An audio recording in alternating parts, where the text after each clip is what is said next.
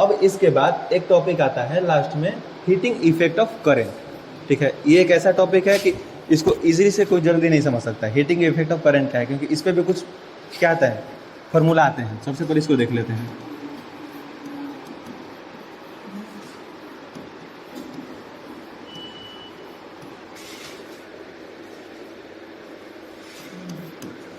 ठीक है, इसको अब क्या देखेंगे, हीटिंग इफेक्ट ऑफ करंट देखते हैं। या फिर ये है क्या, अब देखिए इसमें क्या देते हैं। एक बात पता है कि हीटिंग इफेक्ट ऑफ करंट पे, ठीक है, हीटिंग इफेक्ट ऑफ करंट पे बहुत सारे अप्लायंस चलते हैं।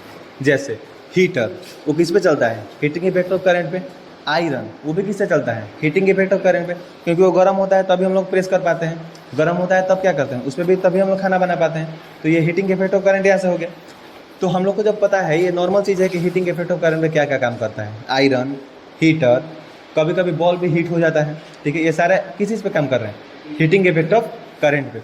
तो यहाँ से तीन चीज़ तो पता है कि जब कोई चीज़ गर्म होगा उसी चीज़ को हीटिंग इफेक्ट ऑफ करंट बोलेंगे, बिना गर्म हुए वो कोई काम होगा नहीं।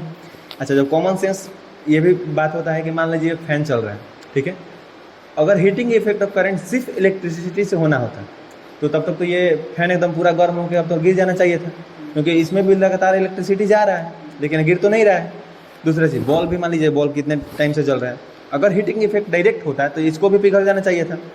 जिस हिसाब से आयरन गर्म होता है या जिस हिसाब से हीटर गर्म होता है उस हिसाब से इसको भी हो जाना चाहिए था, लेकिन ये हो क्यों नहीं रहा है। तो जब हम लोग रेजिस्टेंस पढ़े तो दो चीज़ देखें, वो इलेक्ट्रॉन को रोकता है। तो जब हम हीटिंग इफेक्ट ऑफ करंट देख रहे हैं तो इसमें भी यही काम होगा। जैसे मान लीजिए यहाँ पे हम खड़े हैं, ठीक है, और बार बार कोई हमको हीट करे लगातार, एक बार पीटे, दो बार पीटे, इंजन गर्म हो रहा है।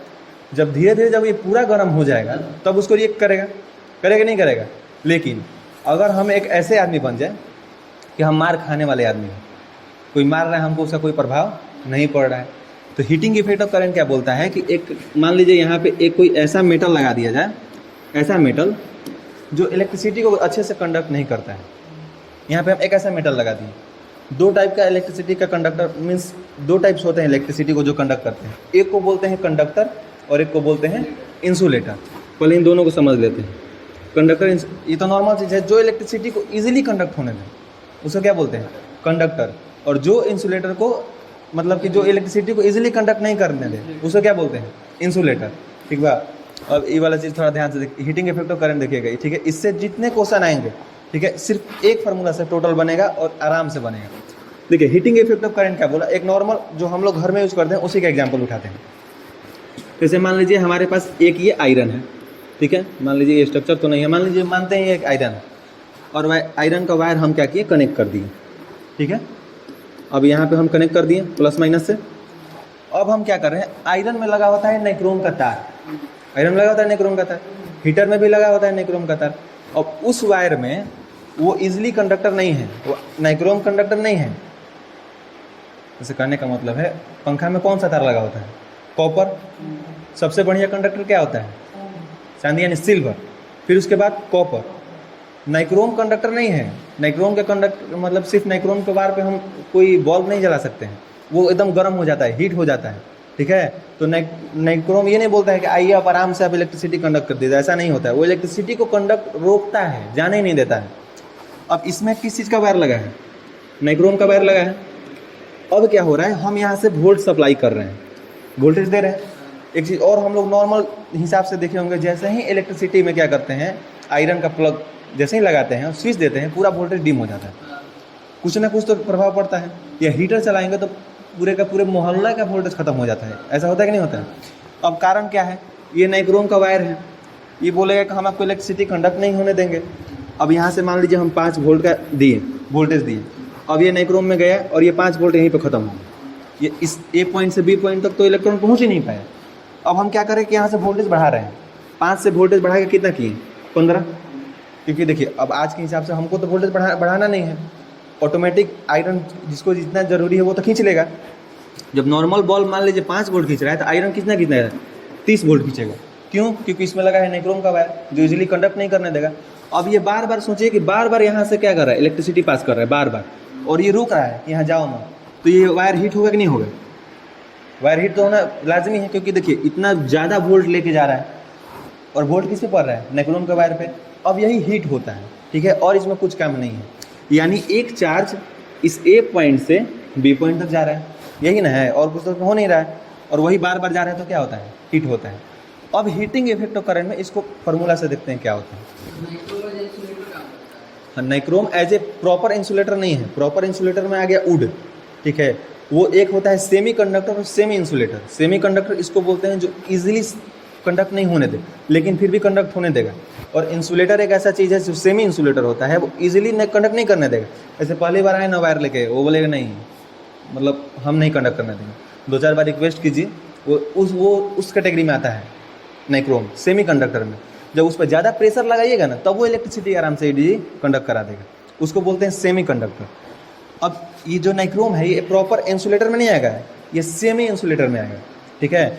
अब ये तो हीट हो गया। अब हीट कैसे होगा एक बार फिर से देखते हैं। मान लीजिए यहाँ पे हम एक वायर ले लिए, नाइक्रोम का वायर ले लिए। अब क्यू चार्ज यहाँ पे था, यहीं पर थोड़ा सा बस ध्यान देना है, ठीक है, यहीं पे पूरा समझ में आ जाएगा। एक पॉइंट ए है और एक पॉइंट क्या है, बी। इसको वोल्ट से कनेक्ट कर दिए, प्लस और माइनस। अब जब यहाँ वोल्टेज दे रहे हैं तो ये क्यू चार्ज ए पॉइंट से कहाँ जा रहा है, बी पॉइंट तक जा रहा है। तो हम लोग पोटेंशियल डिफरेंस में बहुत पहले पढ़ चुके हैं कि जब ए पॉइंट से बी पॉइंट तक जाता है तो कुछ ना कुछ वर्क डन करता है ना। तो अब देखिए W वर्क डन, जा क्या रहा है, चार्ज Q, और सप्लाई यहाँ से क्या कर रहे हैं, वोल्टेज। तो यहाँ पे लिख सकते हैं वोल्ट, यानी वोल्ट दे रहे हैं तभी जा रहा है, ऐसा तो नहीं होगा, वोल्ट के बिना होगा नहीं। तो यहाँ लिख दिए ना W = Q × वोल्ट। ऐसा क्यों लिखे, जा कौन रहा है, Q, और क्यों जा रहा है, जब वोल्ट सप्लाई कर रहे हैं तब जा रहा है। चलिए ठीक है। अब एक चीज़ याद होगा, Q का हम लोग फार्मूला पहले देखे थे, क्या, I = फार्मूला देखे थे Q/T।